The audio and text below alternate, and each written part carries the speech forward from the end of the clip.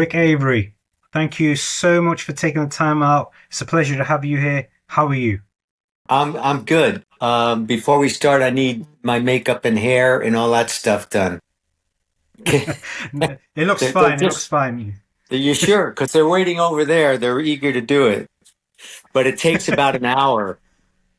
Oh, then we'll reschedule for tomorrow Okay. then. But no, so you look fine, sir. Seasoned. You look very seasoned. Season, thank you. You're welcome, sir. You're welcome. I've been following your work for quite some time now. The first time I actually caught your work was from the movie The Expert you did with Jeff Speakman. I actually had Jeff Speakman on my podcast last year, and he's an absolute amazing individual, such a nice man, very kind, very generous. And if he's listening, I wish him all the best for everything. Me too. I'll be seeing him in Definitely. at his camp in Las Vegas in July.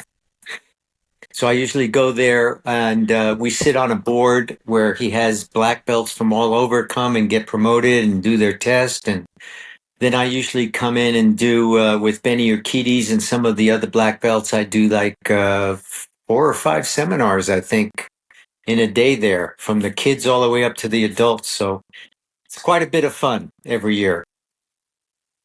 It's much needed fun. I can imagine. Yes, yes, absolutely. Yeah. Definitely much needed, yeah. You've done practically everything: stuntman, martial artist, movie director, actor, pilot. Is there anything you haven't accomplished yet? Um, no, I've been, to tell you the truth, God has blessed me every day and protected me and put me in good spots. And I don't know why, but He has. And yeah, I'm just truly blessed, and I thank the Lord every single day for my blessings. Yeah. Amen. Amen to it. Amen. Yes. Amen, big brother. Quite respect. Yeah, but like I said, I've followed your work. I mean, I've seen the amazing stuff you've done. I saw you in Heat. I've seen you in saw you work on in Beverly Hills Cop, which we're going to get into as well. But I got to say, Rick Avery, it's an absolute honor to have you on the show. Thank you, sir. Well, you humble me, and I get embarrassed when you do that. Well, I do my best. Well, it's not embarrassing. It's more like complimenting and more Thank you. being grateful for everything. So you will hear me compliment you a lot. He's going, oh, here's another compliment. Here's another one. You probably need about 10 fingers about how many times I'll be complimenting you. But I do mean that because I am internally grateful for everything that's happened. And you have to be grateful in life because life is too short. You're here 1 minute, you could be gone the next. So just be grateful. That's Yes. the way I look at things, definitely. Yep. So what Yes. what I'd like to do for you, Mr. Avery, or Mr. Rick Avery, is because you took the time out for me, I'd like to do three important things for you. Number one, it's part of my faith, part of my culture, is that when somebody takes the time out for you, you repair them, you make prayer for them. So I'd like to do that for you right away. I pray that everything goes good for you in life, that you become successful, everything you have succeeded in, you become even more successful in those areas. That goes for your loved ones, and you accomplish nothing but greatness for the foreseeable future. Amen. I'd like to do that for you. Thank you. Thank you so much. Most welcome, most welcome. Number two, I'd like to congratulate you on all your accomplishments: martial artist, movie director, actor, author, pilot, everything all in one. And most importantly, all around nice guy. That's the best title you can have there. And but yeah, sincerely, and congrats on everything, and thanks for all the years of great entertainment. Thanks for all the years of inspiration, and again, I hope you keep on inspiring more generations to come. Thank you. Well, we'll keep trying. I think you've already succeeded. I say that to everybody Well, because it's true. Because when you've hit a certain level, I think that's a level of success gone there. You've already tried this much, and then there's the success right there. So that's how it yeah. works. Well, the curse and the blessing is that I'm not done working. I did a bunch of projects this year, and yeah, yeah. Hopefully, the career keeps going. Do you know what I mean? I'm never going to retire until the phone stops ringing. Um, And fortunately, they make parts now. So I have a new knee and a new hip. Oh So yeah. yeah, yeah. So that's extended my career. It's fantastic. I'm half titanium and half man now. So it aids a lot in doing stunts. It really has.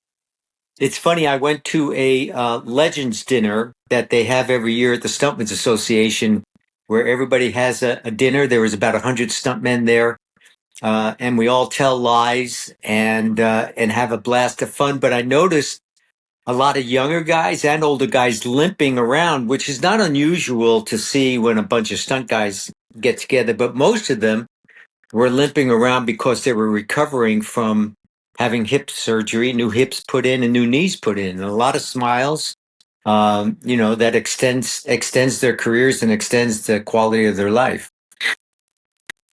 Gonna have everything goes well for them. Yeah. A lot of lies. I thought they were legends, not lies. Uh,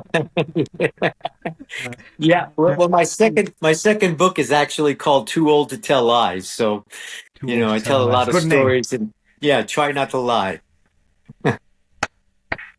Gonna have to look for it now. Thanks for the thanks for the recommendation there, Rick. And the third thing, because my show is called Chat Over Coffee, in case we have the opportunity of meeting, how do you like your coffee? I like it with just a little bit of cream and a little bit of sweetener. Right, right. Okay, so if I'm ever out in the US or if you're ever in the UK, coffee's on me, yeah? We have proof here Yes. that I've said that. Done, Same, done. same here, mate. Mate, all right, mate. Sorry, I I was, picked that up. I worked with a lot of Brits on the Chris Nolan movies, so I picked that up while I was working with all those guys. right. I was wondering that when you were messaging me for Instagram and I asked you, would you like to appear on the podcast? And you were like, all right, mate, we'll do that. So is Rick Avery British? And then I checked out, oh no, he's American. But you hit the nail on the head, definitely there, Rick. You definitely hit the nail on the head. But again, it's an absolute honor to have you on the show. Thank you. Thank you. Most welcome. So, jumping into the interview, can you please tell us? I know it's a lot, but please take as much time as you like. What is your martial arts background, and where was the inspiration from? Well, when I was in the army in the last century, uh, there was a Sergeant Dixon, and we're talking in the late 1967, 19 to 1969 is when I served. And back then, martial arts was brand new in the United States. And one day I caught him throwing some snap kicks and some inward blocks, outward blocks, upward blocks, and a simple turnover punch. And I asked him what he was doing, and he said, this is called Taekwondo. And I picked it up while I was stationed in Korea. And I was intrigued by the movement. So he taught me those basic movements. That's all he knew. There weren't any forms or katas or nothing like that. But I was totally intrigued. And then when I got home, I saw a movie called In Like Flint, and he performed some of the same moves. And again, very basic, very new, never before seen in the United States. So in 1970, when I got back home, I looked for some martial arts studios in the town I lived in Santa Barbara. And there was a Tracy's Karate Studio there that taught Okay. Kempo.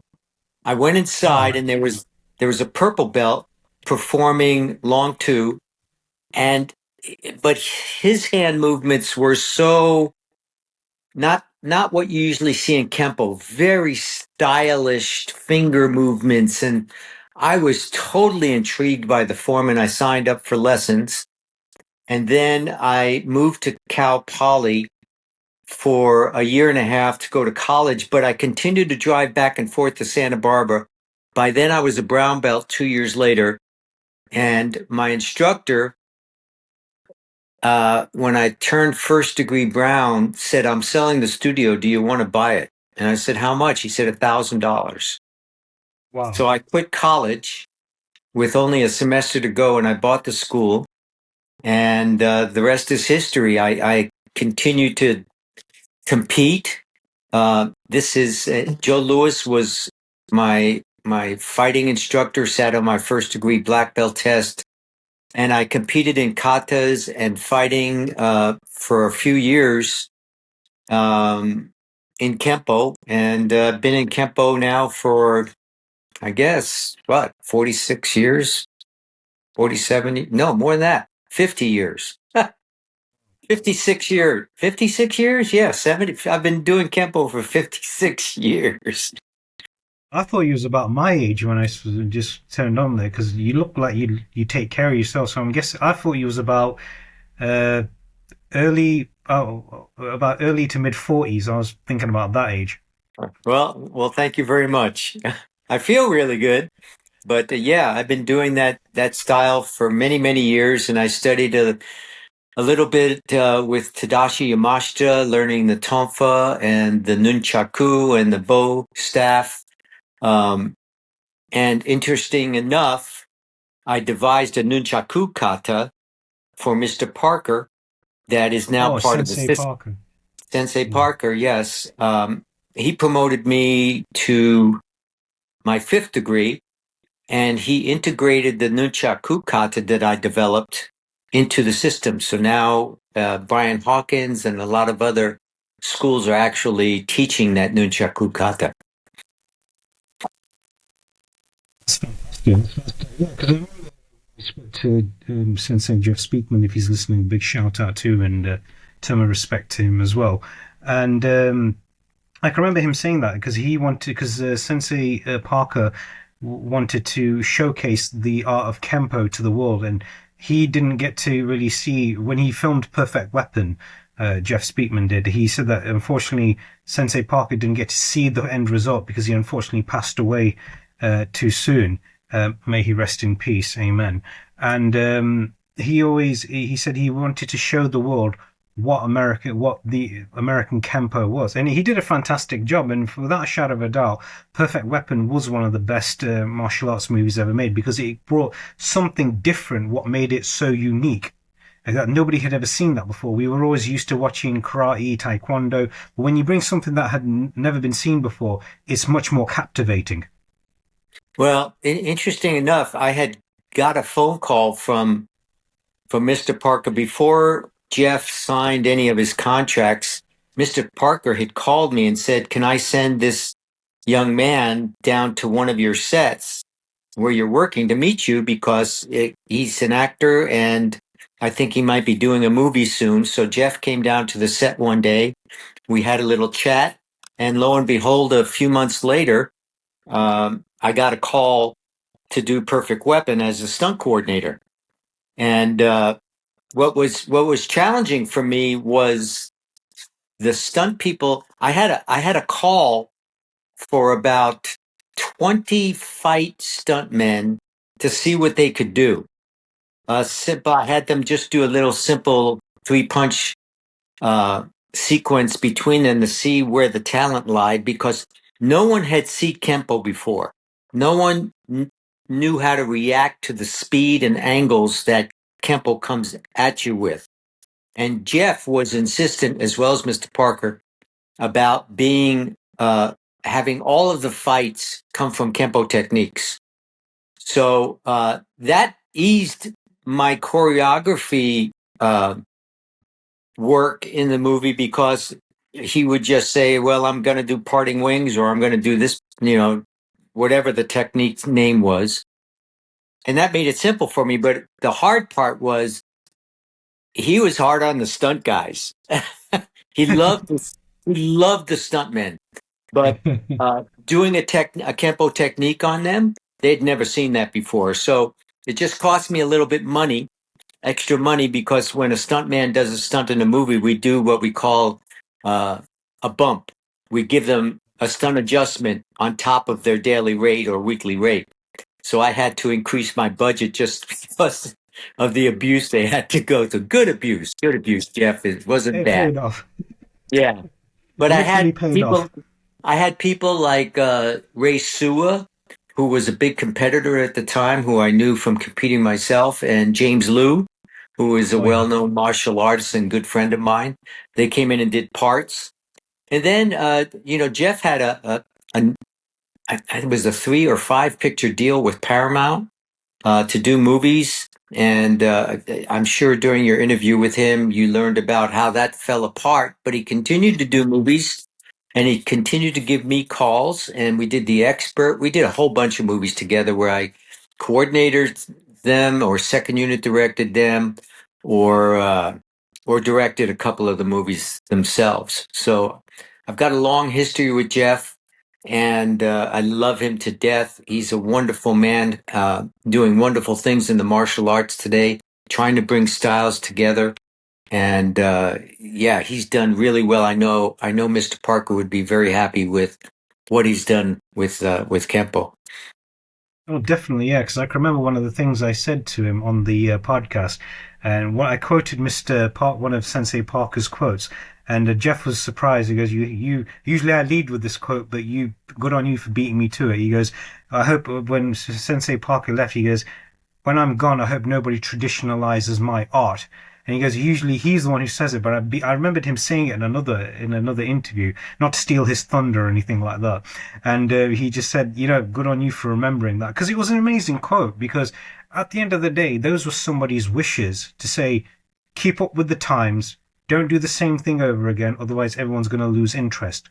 So that's why now in Kempo 5.0, they have on the ground fighting techniques as well, which he's learnt from having studied jiu-jitsu for 5 years, wasn't it, Sensei Yeah, Stuntman?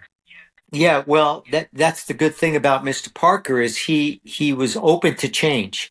He knew that the Yeah, style that he first brought to the United States was evolving very quickly. People he knew Bruce Lee very well, and Bruce came out yeah. with Jeet Kune Do, and was changing styles to meet reality. And Mr. Parker was very much for that. I remember having him come up to Santa Barbara to test some of my advanced belts, and and people said to me, "Where are you going to have it at the school?" And I went, "No, we're going to have it in a park." And everyone said, "Oh, you shouldn't have it in a park. I don't know if Mr. Parker's going to like that." Well, we had it in a park, and he loved it. And he brought his ukulele up, and he played the ukulele at lunch, and surprise promoted me. And yeah, he was open to uh, our style growing and not staying in the traditions of a style like Shotokan that never changes. Everything changes over time, and people, especially nowadays with MMA, everybody knows a little bit of something. Yeah, 'cause you have to be well rounded, don't you? I mean, you can't just know Muay Thai and not know how to grapple on the ground. You can't just grapple on the ground and not learn how to strike. I mean, one of the things I learned from instructors was the fact that you got to learn how to handle things. Like I remember my first karate instructor, he said the same thing. He knew how to. He did a bit of aikido, he did a bit of jiu-jitsu, and he kind of embedded that as well. He knew.